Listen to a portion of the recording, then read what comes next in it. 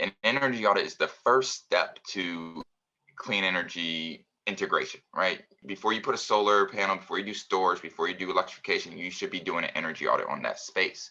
And so if we just look at small commercial buildings, 4+ million of them around the country, we need to be doing over 25,000 a month starting today to reach our 2035 goals, right? That's just small commercial, 4 million. We got over 120 single family homes, right? So we're talking hundreds of thousands of audits a month in the residential space, minimum, right? So what does success look like? That sort of scale. I'm building my company so that we're doing thousands and thousands of energy audits a month. That's where we want to be able to get to.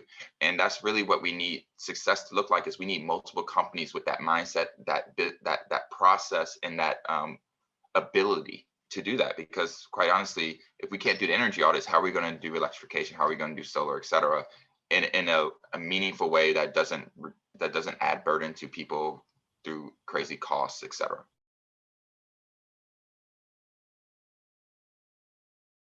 We're dealing with trying to get to 100%, right?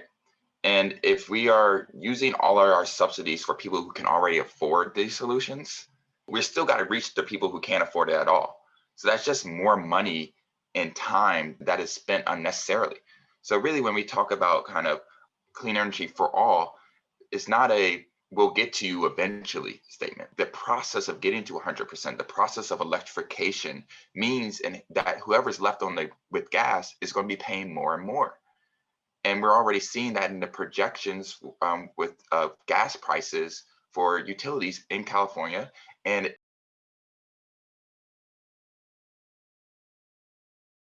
it's just basic economics. Less people on the grid means that the people who are on the grid have to pay more to maintain it. And so where we're at right now and the future we're headed to is essentially those who can least afford to pay for energy are going to end up paying the most and stuck with gas bills, which also pollute their indoor air quality, right?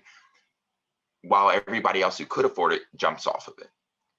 And if we don't change that now, today, it's going to cost more. It's going to take longer. And the end result, I honestly, truly believe, is that we will not reach our goal within the time that we need to, right? Like people also got to remember, it's not just 100%, it's 100% within a time limit, because at some point, it won't matter if we get to 100%.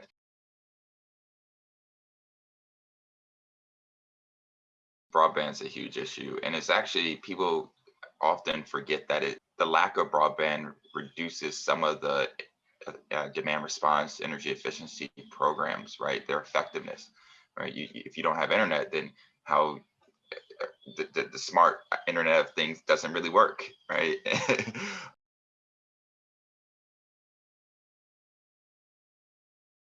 There's more benefits than just your bill savings when you do clean energy solutions.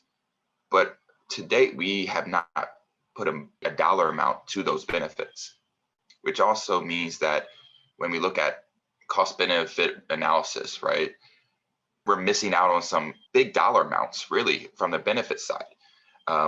If we could start to add some dollar value to not having X number of people going to the emergency room because of asthma, right? If we can have a value amount of that and attach that to the solutions, then that's also going to connect more directly with the community, one, right? They can actually see and understand the benefits that's coming to them, and not just saving $100 a month, which is amazing, but that healthcare bill is even more amazing, right?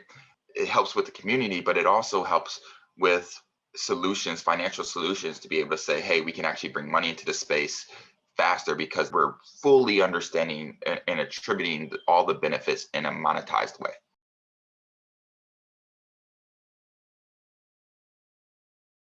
Once we get to the point where everyone does feel that sense of urgency, it's too late.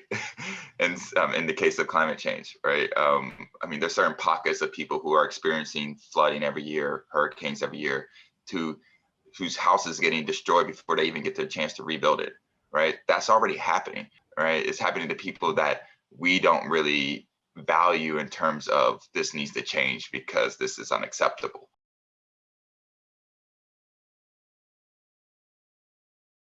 Incentives and deal flows for manufacturers aren't there.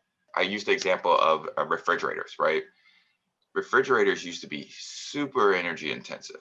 And then California came down with a law that said that, hey, you have to meet this threshold, and they were fighting against it, et cetera. But if you look at it now, the refrigerators have gotten larger and their energy has plummeted, right? So while they fought it in the beginning, this is better business for them now. And because of that, because California led the way, right, that meant that everybody, the whole nation was just getting that benefit because California is such a large uh, entity and producer and consumer.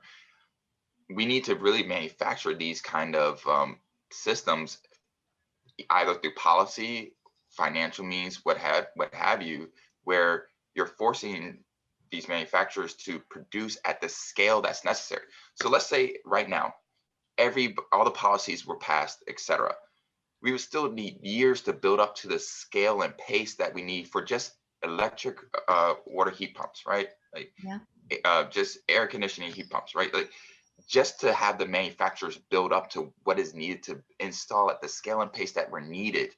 They're not even thinking about that right now. So how do we get them to at least start doing that part? Because even if we get everything else working, we don't have enough people to install it, and we don't have the equipment to install.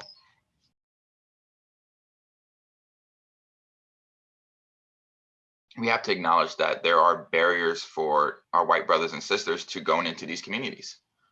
And it goes both ways, right? There's a comfortability barrier, there's a fear barrier, whether, and most times it's driven by, insecurity and racist assumptions about the community, but that's still real. And then on the other end is a trust issue. Why should we trust this individual? They're not a part of us. We have a whole long history of why we shouldn't trust you, right? Coming into our communities. And so I would argue that for us to reach 100%, we have to have a disproportionate number of people of color in these clean energy jobs, not an equal number, but an equitable number, right? Coming back to that term equity, that means that it is not equal. If you're using the word equity, you're talking about something that is fundamentally not equal. It is disproportionate, and disproportionate in a strategic way to address past harms and offenses.